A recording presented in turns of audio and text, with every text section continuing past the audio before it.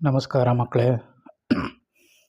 ಇವತ್ತು ಅಕ್ಬರ ಮತ್ತು ಬೀರಬಲನ ಕಥೆಗಳಲ್ಲಿ ಮತ್ತೊಂದು ಕಥೆಯೊಂದಿಗೆ ಬಂದಿದ್ದೇನೆ. ಕಥೆಯ ಹೆಸರು ಪ್ರಾಮಾಣಿಕತೆ. ಏನಿದು ಕಥೆ ಅಂತ ನೋಡ್ಕೊಂಬೋಣ. ಒಂದು ದಿನ ಅಕ್ಬರ್ ಮಹಾರಾಜ ತನ್ನ ದರ್ಬಾರ್ನಲ್ಲಿದ್ದ ಮಂತ್ರಿಗಳಿಗೆ ಒಂದು ಪರೀಕ್ಷೆಯನ್ನು ಮಾಡಲು ನಿರ್ಧರಿಸ್ತಾನೆ. ಅಕ್ಬರ ಎಲ್ಲರಿಗೂ ಒಂದೊಂದು ಬೀಜವನ್ನು ಕೊಡ್ತಾನೆ ಹಾಗೂ ಹೇಳ್ತಾನೆ, ಈ ಬೀಜವನ್ನು ನೆಟ್ಟು ಚೆನ್ನಾಗಿ ಬೆಳೆಸಿ 1 ತಿಂಗಳ ನಂತರ ಗಿಡವನ್ನು ನನ್ನ ಮುಂದೆ ತಂದು ಇಡಿ ಅಂತ ಹೇಳ್ತಾನೆ. ಎಲ್ಲರೂ ಬೀಜವನ್ನು ತೆಗೆದುಕೊಂಡು ಹೋಗ್ತಾರೆ. ಆದರೆ ಅಕ್ಬರ್ ಕೊಟ್ಟಿದ್ದ ಬೀಜಗಳು ಬೇಯಿಸಿದ ಬೀಜಗಳಾಗಿರ್ತವೆ. ಅವು ಮೊಳಕೆ ಒಡೆಯುವುದು ಸಾಧ್ಯವಾಗಿರಲ್ಲ.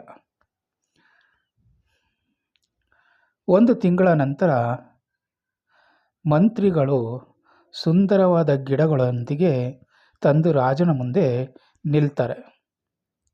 ಆದರೆ ಬೀರಬಲನ್ ಮಾತ್ರ ಖಾಲಿ ಕೈಯಲ್ಲಿ ಬರ್ತಾನೆ. ಆಗ ಅಕ್ಬರ್ ಕೇಳ್ತಾನೆ, ಬೀರ್ಬಲ, ನಿನಗೆ ಗಿಡ ಏಕೆ ತರಲಿಲ್ಲ ಅಂತ. ಬೀರಬಲ ವಿನಯದಿಂದ ಉತ್ತರಿಸ್ತಾನೆ, ಮಹಾರಾಜರೇ, ನೀವು ಕೊಟ್ಟ ಬೀಜವು ಎಷ್ಟೇ ಪ್ರಯತ್ನಿಸಿದರೂ ಅದು ಮೊಳಕೆ ಒಡೆಯಲಿಲ್ಲ.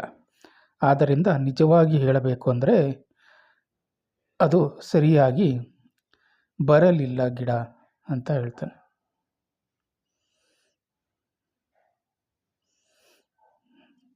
ಅಕ್ಬರನಿಗೆ ತಾನು ಮಾಡಿದ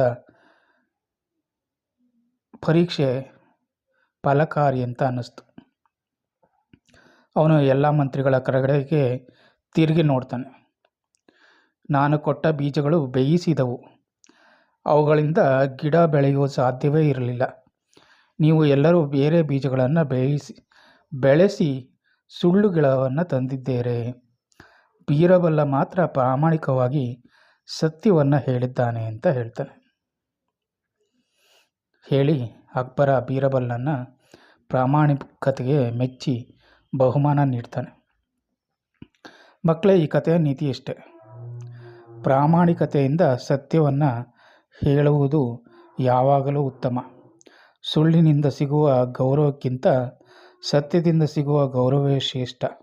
ಅದರಿಂದ ಮಕ್ಕಳೇ, ನೀವು ಯಾವತ್ತೂ ಪ್ರಾಮಾಣಿಕವಾಗಿರಿ, ಯಾವಾಗಲೂ ಸತ್ಯವಂತರಾಗಿ ಮಕ್ಕಳೇ. ಆವಾಗಲೇ ನಿಮ್ಮ ಜೀವನ ಸುಗಮವಾಗಿರುತ್ತೆ.